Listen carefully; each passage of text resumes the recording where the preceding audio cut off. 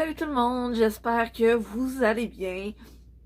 Aujourd'hui, pour la journée 2 du Bookmas, mon calendrier de l'Avent sur YouTube, je viens vous montrer un peu ma palle du mois de décembre. Donc les livres que j'aimerais lire ce mois-ci en fait, pour bien terminer l'année.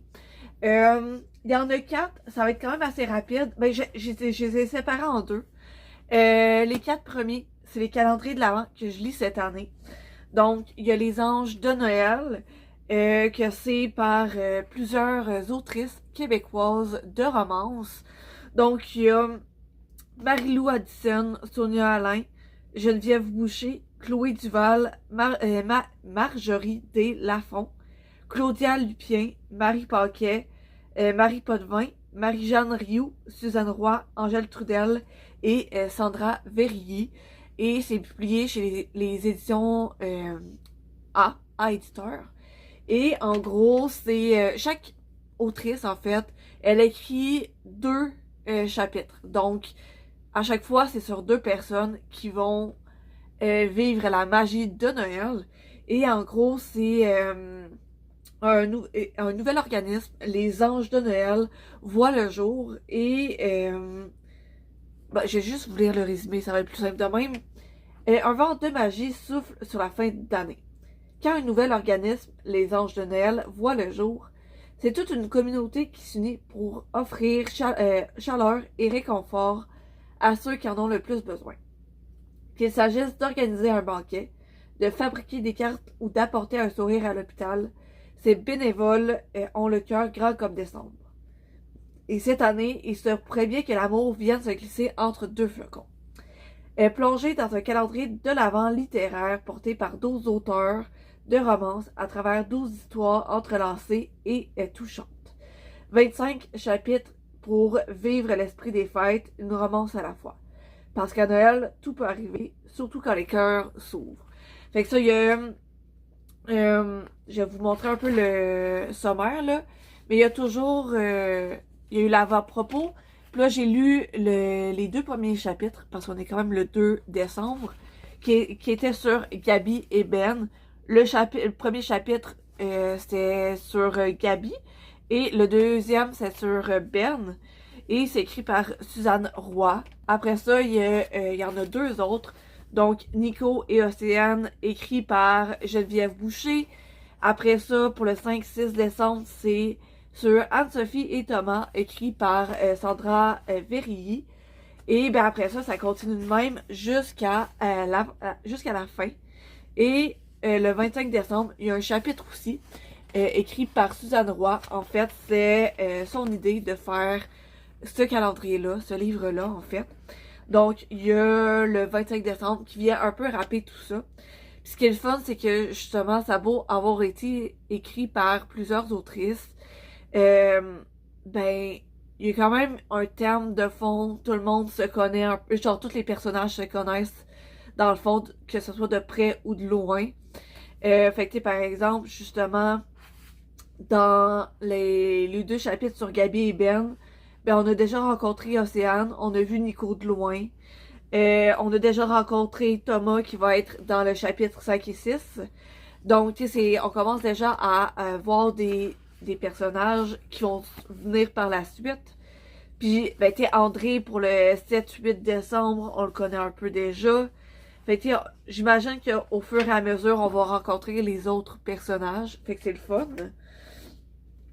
Pour une autre, un peu plus cozy mystery romance. Donc, c'est Cozy Love de Anouk Filippini. Ah, c'est Cozy Love and Christmas Crime. Faut que je parle moins vite. Je vais aussi vous lire le résumé. Donc, Noël à Paris.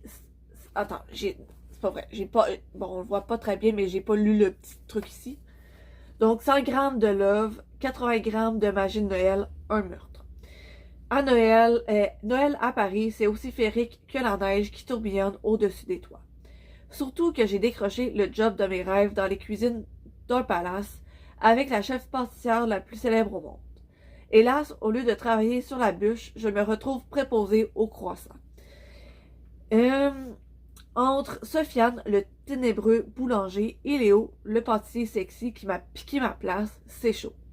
Cerise sur le gâteau, me voilà mêlé à un meurtre et en première ligne dans la liste des suspects. Dans cette ville vibrante de tous les possibles, j'ai 24 jours pour résoudre l'enquête, sauver le réveillon et tomber amoureuse. Fait que déjà pour celui-là aussi, j'ai lu les deux premiers chapitres. Pour l'instant, c'est vraiment léger. Ben, ça reste un cozy love, fait que c'est vraiment cozy, c'est léger. Puis j'aime bien c'est ça, c'est léger, c'est drôle jusqu'à maintenant. Puis je trouve que l'intérieur du livre est vraiment beau. De comme, on voit tous les petits étages. Euh, Puis à chaque début de chapitre, ça c'est la fin du chapitre. Après ça, pour avoir le début de l'autre. Bref, je trouve que l'intérieur du livre est vraiment beau aussi.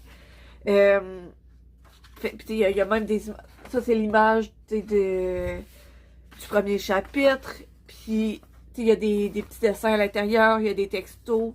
Fait que ça rend un peu ça plus vivant. Plus le fun. Bref, c'est ça, comme je disais, il y a des petits dessins à l'intérieur. Et c'est très léger. Pour les deux prochains, j'ai pas encore lu le chapitre du jour, mais j'ai lu le premier chapitre. Il y a le roman maudit de Frank Tilles qui est dans les calendriers de l'Avent. Je l'ai pas dit, mais genre celui-là et celui-là, c'est des éditions Ozu. Ça a été les premiers à vraiment faire de quoi du genre pour les livres. En fait, faire des calendriers de l'Avent livresques. Fait que vraiment, ben puis là, en plus, cette année, ils en ont sorti plein. En plus de toutes les maisons d'édition qui surfent aussi un peu sur la vague, il fallait que je fasse mes choix. Et ben là, j'en ai choisi 4, ce qui est quand même pas rien. Mais bref. Fait que les deux, c'est des éditions Ozu. Et là, c'est un peu plus jeunesse. Mais pour l'instant, pour le premier chapitre, je l'ai trouvé bon, pour être honnête. Oui, c'est écrit, je tiens à préciser, c'est quand même écrit pour la jeunesse, c'est ça le public cible de ce livre-là, mais c'est bon pareil. Je pense que tout le monde qui aime un peu le policier, puis le suspense, ils peuvent aimer ça. En gros, je vous lis encore le résumé. Le lire, c'est affronter le pire. 1er décembre. Naël découvre un carnet devant chez lui. Le carnet de Léo, kidnappé il y a un an, jour pour jour. Désormais, leurs destins sont liés. Désormais, Naël est coincé dans une journée qui recommence encore et encore. Une journée pour découvrir qui est Léo. Une journée pour sauver sa propre vie. Une journée pour mourir. Ta, ta, ta. Ben c'est ça, c'est un chapitre par jour. Puis ben j'imagine, là, j'ai lu le 1er décembre. J'ai pas encore lu le deuxième. Mais j'imagine que c'est un peu ça de... dans le 2 décembre, on va le voir revivre la première journée. Puis, je vais vous le montrer parce que je sais pas si je suis la seule à l'avoir remarqué. Mais tu sais, ça, c'est le premier chapitre. Puis plus ça va, plus les chapitres, en fait, ils deviennent sombres. Fait que, on voit quand même déjà à voir un peu plus. Ça devient de plus en plus sombre. Un peu... le bois, il commence à être comme un peu ben pas pourrir, mais comme devenir plus, ben c'est ça, à faire plus peur. Fait que c'est, genre, ils ont vraiment pensé aux détails pour celui-là. On le voit mieux en vrai, mais comme, ça devient vraiment de plus en plus sombre. Puis ce qui est le fun aussi, c'est que, à l'intérieur, il y a des images, et je trouve que ça vient vraiment pimper l'histoire, dans le sens que, ben oui, les dessins sont plus jeunesse, l'histoire reste un roman de jeunesse, mais je trouve que ils font pas assez ça avec les romans adultes, fait que c'est le fun de le voir dans un roman pour jeunesse. Le dernier roman que je me suis pris de l'avant, c'est La Ballade de Noël, qui est une romance publiée par Camille, c'est écrit par Camille Calaudin, c'est l'auteur. et les illustrations de Florine Lerichon, publiées chez l'édition First Edition. Et pour l'instant, j'ai juste lu le premier... j'allais dire le premier tome, non, le premier chapitre. C'est patienter jusqu'au 25 décembre avec cette histoire d'amour rocambolesque. Angie, une jeune décoratrice de vitrine aussi maladroite qu'attachante, se retrouve mêlée à une aventure qui pourrait bouleverser sa vie. Entre la rencontre avec un disquaire au charme solaire, un casse-tête laissé par son père, un frère tête en l'air et le combat pour sauver le Square de son enfance, ce mois de décembre lui réserve de nombreuses surprises. Et si la magie de Noël faisait des étincelles dans son cœur? Il vous faudra une boisson chaude, des chocolats chauds, un plaid et un crayon pour ouvrir le chapitre du jour. Donc, encore une fois, j'en sais très léger. Je trouve que la plume est vraiment poétique, si on peut dire. En tout cas, c'est vraiment beau. T'es déjà, avant même d'ouvrir le premier chapitre, on avait une sorte d'introduction. Puis après ça, on avait le roman commençait déjà. C'était avec une lettre que Angie envoyait au Père Noël. Puis après ça, c'est vraiment beau parce que chaque chapitre commence avec une vraiment belle image. Donc, par exemple, le premier chapitre, c'est celui-là, quand la nuit éclaire les vitrines. Après ça, une entrée fracassante. Mais, à chaque fois, il y a une image qui, j'imagine, représente le chapitre, en fait, là. Fait que, je trouve ça beau. Fait que, pour ce qui est des calendriers de l'Avent, fait que je vous rappelle les titres et après je continue avec les autres. Donc pour les calendriers de l'Avent, j'ai Les Anges de Noël d'un collectif d'autrices québécoises publié chez A-Éditeur. La Ballade de Noël de Camille Calaudin publié chez First Edition. Chez Ouzou, j'ai le roman de Frank Thielès, le roman maudit, et Cozy Love c'est Anouk Filippini, Cozy Love and Christmas Crime de Anouk Filippini. Donc, c'est ça pour mes calendriers de l'Avent livresque. Sinon, pour les livres, je m'en suis mis 5. Je sais pas si je vais tous les lire, mais j'aimerais bien. Donc, premièrement, il y a les deux premiers formats poche de les éditions Kéros. Il y a Tombé sous son charme et sous le sapin de Tamara Baliana. C'est la première autrice française chez les éditions Kéros. Je voulais le résumer encore une fois. Juliane Ferrand, qui n'apprécie pas les fêtes de Noël, voit ses plans de fin d'année tomber à l'eau lorsqu'il découvre qu'il s'est fait ghoster par sa petite amie. Dans un geste impulsif, il décide de se débarrasser de son sapin de Noël en le jetant à la poubelle 2 jours avant les fêtes. Camille Levasseur, sa voisine de palier, véritable passionnée de Noël, décide de sauver le pauvre sapin abandonné. Mais une mauvaise manœuvre entraîne une chute dans les escaliers. Malgré lui, Juliane se retrouve à accompagner Camille aux urgences, puis à passer la nuit chez elle pour la surveiller conformément aux recommandations des médecins. Juliane et Camille apprennent à se connaître et découvrent qu'ils ont bien plus en commun qu'ils ne l'imaginaient. Juliane réalise que Noël est peut-être bien plus qu'une obligation sociale, tandis que Camille voit derrière l'apparente froideur de son voisin un homme sensible et attachant.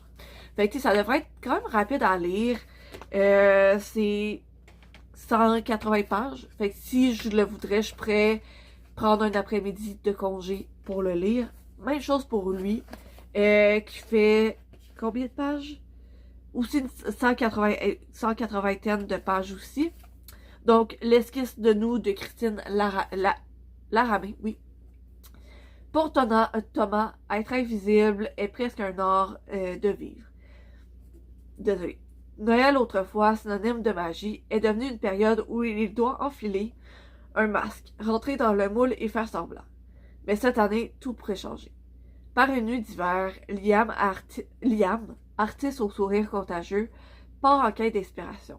Devant un décor féerique, son record est captivé par un inconnu qui tente, sans grand succès, de se vendre dans le paysage.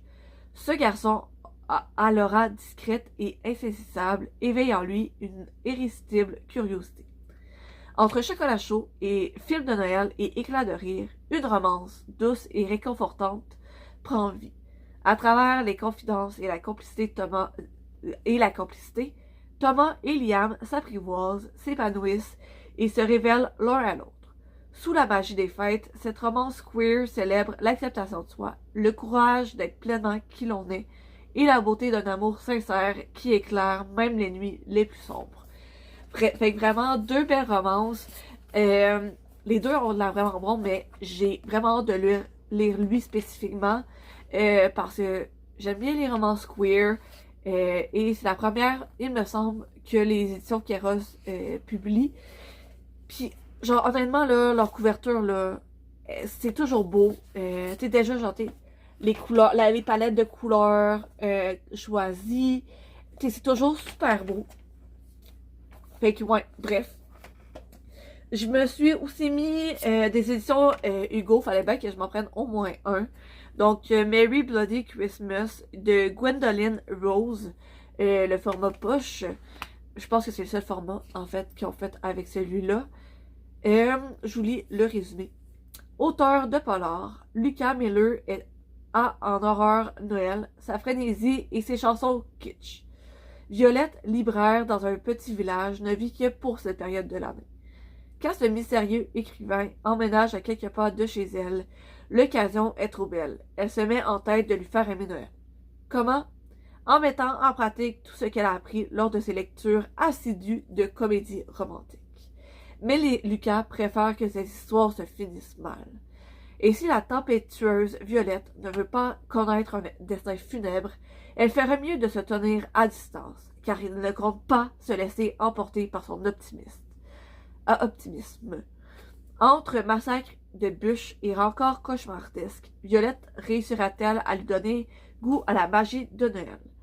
Fait que, c'est une romance de Noël qui a l'air quand même d'être une... un peu cosy, quand même cosy. Juste au titre, Merry le Bloody Christmas, on s'entend qu'on va probablement retrouver quelque chose de... quelque chose, mais c'est ça. J'aimerais aussi lire Un Noël pour tout changer d'Audrey Archambault. Elle l'avait sorti l'année passée. Je l'avais acheté l'année passée et je l'ai toujours pas lu. Mais j'avais aimé son livre d'avant dans cette... Bon, il est pas marqué à l'intérieur de... J'essaie de retrouver, là. Mais non, ok. Mais celui qu'elle avait publié avant, de Noël, je l'avais lu, j'avais aimé. Puis je m'étais dit, j'aimerais l'acheter. J'ai toujours pas lu, mais pourquoi pas. Donc, le résumé, c'est Noël dernière minute. Valeur de 4400 $ plus taxes. Prix spécial 299. Clara, discrète étudiante montréalaise, pense immédiatement à une arnaque. Mais quand son chat clique accidentellement sur une publicité douteuse en ligne, la voilà inscrite pour un séjour solo à Manhattan. Malheureusement, la jeune femme déchante vite quand elle se réveille, seule et confuse, au New Christmas Hotel. Chambre défraîchie, décoration discutable, proprio étrange et murs de carton en prime. Pire encore, l'agence qui organise le voyage assigne Clara à un service de gardiennage journalier pour rembourser la valeur totale du séjour. C'est ainsi qu'elle se retrouve dans l'Upper East Side au service d'une riche famille composée de membres atypiques. Au-delà des déconvenus, Clara vivra 10 jours de nouvelle amitié, une rencontre avec un beau gars doux pis plus bienveillant que son chum et surtout la possibilité d'enfin affronter son passé.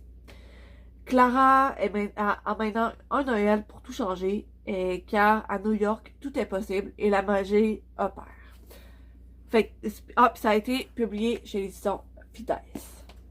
Et le dernier livre que je me suis mis pour le mois de décembre, C'est Le Parfait Biscuit.